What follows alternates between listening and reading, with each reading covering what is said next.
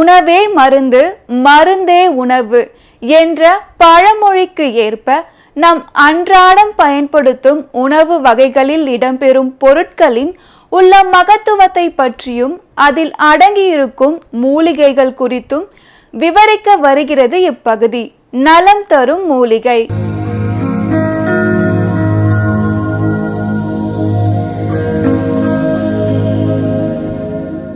மக்கள் வணக்கம். உலக தமிழ் அறிவாளிகளே, சித்தர்களின் அருளால் நலமுடன் பல்லாண்டு வாழ்வோம்.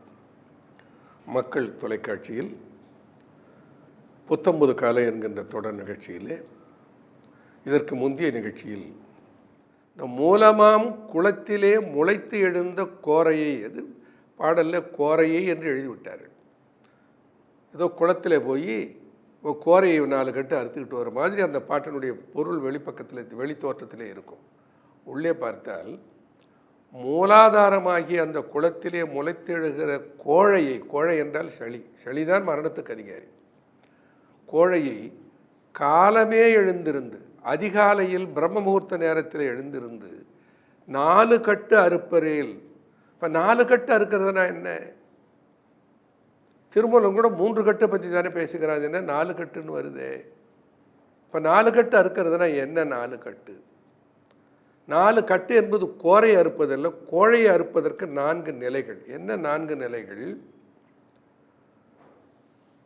பூரகம், காற்றை உள்ளே இழுத்தல்; கும்பகம், காற்றை உள்ளே நிறுத்துதல்; ரேச்சகம், காற்றை வெளியிலே விடுதல்; சூன்யகம், காற்று இல்லாமல் நிறுத்துதல்.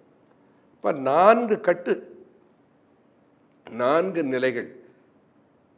பொதுவாக திருமந்திரத்தில் திருமூலன் சொல்லுகிற போது 3 நிலையை குறிப்பிடுவார். அதை வைத்துக்கொண்டு பலர் பரிகசிப்பார்கள். இந்த திருமந்திரத்தில் 3 நிலையில்தான் சுவாச நிலை சொல்லப்படுகிறது. ஆனால் 4 நிலையிலே இந்த பயிற்சியை பற்றி சொல்லுகிற சிறப்பெல்லாம் எங்களிடத்தில் இருக்கிறது என்றெல்லாம் சிலர் சொல்லுவார்கள். எருதல் பூரகம் ஈரட்டு வாமத்தால், ஆறுதல் கும்பகம் 64 அதில், ஊறுதல் 32 அதில் ரேசகம், மாறுதல் இதன்கண் வஞ்சக மாமே என்று திருமந்திரம் சொல்லும். இப்போது ஏறுதல் பூரகம் ஈரட்டு, ஈரட்டுன்னா 16, ஆறுதல் கும்பகம் 64, 64ன்னா மூச்சை உள்ளே நிறுத்துவது, வெளியிலே விடுவது எவ்வளவு? ஊறுதல் 32 அதில் ரேசகம் 32. அப்போது 16 மாத்திரை உள்ளே இழுத்து 64 மாத்திரை உள்ளே நிறுத்தி 32 மாத்திரை வெளியிலே விடுவது என்று இந்த 3 நிலையிலே தானே திருமந்திரம் சொல்லுகிறது. இங்கே 4 கட்டுன்னு சொல்கிறீங்களே என்று ஒரு கேள்வி எழக்கூடும்.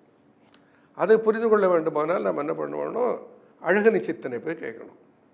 அழகனி சித்தர் சொல்லுவார், 8 புறவியடி ஈராறு காலடியோ, 8 புறவியடி ஈராறு காலடியோ, விட்டாலும் பாரமடி வீதியிலே தான் மறித்து, கட்ட கயிறெடுத்து கால் 4 சேர்த்திருக்கி, அட்டாங்க தேசமெல்லாம் என் கண்ணம்மா ஆண்டு இருந்தால் ஆகாதோ. இதில் 4 கட்டு சொல்கிறார். 8 புறவி, புறவி என்ன குதிரைன்னு ஒரு அர்த்தம். இன்னொன்று இந்த காற்று இருக்கிறது, இந்த காற்றுக்கு இன்னொரு பேர் புறவின்னு பேர். 8 புறவி. இந்த காற்று இருக்கிறது அது பிடிப்பதற்கு முடியாத ஒரு புறவி. ஏன் பிடிப்பதற்கு முடியாத பிறவி? மூச்சை இழுத்து கொஞ்சம் நேரம் பிடிக்கலாம், திரும்ப விட்டால் வெளியே போயிடும். வெளியில் போயிடுச்சுன்னா அது எங்கே இருக்குதுன்னு சொல்லி கண்டுபிடித்து பிரித்து ஆராய்ந்து, நான் உள்ளே இழுத்த மூச்சு இது, நான் வெளியில் விட்ட மூச்சு இதுன்னு கண்டுபிடிக்க முடியாது. இது 8 புறவி அடி. அது ஈராறு காலடியோ, ஈராறு 12, 12 நீளம் நீளுவது வெளிமூச்சு. அது 8 புறவி ஈராறு காலடியோ, விட்டாலும் பாரமடி. இந்த மூச்சை விட்டுட்டோன்னா அது பாரமாயிடும். உடலில் மூச்சு இருக்கிற வரைக்கும் அது கணக்காது. சொல்லுவாள் ஒருத்தனை, இது பொணங்கணம் கணக்கிறான்னு சொல்லுவாள். மூச்சு போயிட்டா, மூச்சு இருக்கிற வரைக்கும் அவனுக்கு அவ்வளோ சுமை இருப்பதில்லை. மூச்சு போயிட்டா அதை தானே கணம் வந்து சேர்ந்து விடுகிறது. எட்டா புறவியடி ஈராறு காலடியோ விட்டாலும் பாரமொழி வீதியிலே தான் மறித்து. வீதி இடகலை பின்கலை என்கின்ற 2 நாடியின் வழியாக ஓடிக்கொண்டிருக்கிற அந்த காற்றை எட்டா புறவியடி ஈராறு காலடியோ விட்டாலும் பாரமடி வீதியிலே தான் மறித்து, அது தானாக ஓடிக்கொண்டிருக்கிற அந்த பாதை இருக்கிறதே, அந்த பாதையில் அதை மறித்து கட்ட கயிறு எடுத்து, அதை கட்டுவதற்குரிய கயிறு கட்ட கயிறு எடுத்து கால் 4 சேர்த்திருக்கி. கால் 4 சேர்த்து இருக்குதல் என்பது என்ன? பூரக கும்பக ரேசக சூன்யக. கால் 4 சேர்த்திருக்கி அட்டாங்க தேசமெல்லாம் என் கண்ணம்மா ஆண்டிருந்தால் ஆகாதோ. அப்போ 4 கட்டு அறுக்கணும். 4 கட்டு இருக்கிறது எப்படி? 4 நிலையிலே அந்த சுவாச மூச்சினை செய்ய வேண்டும்.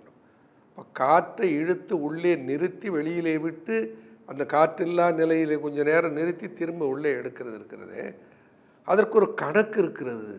பிசக்காமல் அந்த கணக்கை பின்பற்றுவோமே ஆனால் சித்தர்கள் இந்த பாடல் மூலமாக நமக்கு சொல்லுகிறார்கள். இதை தொடர்ந்து நாம் பார்ப்போம். நன்றி, வணக்கம்.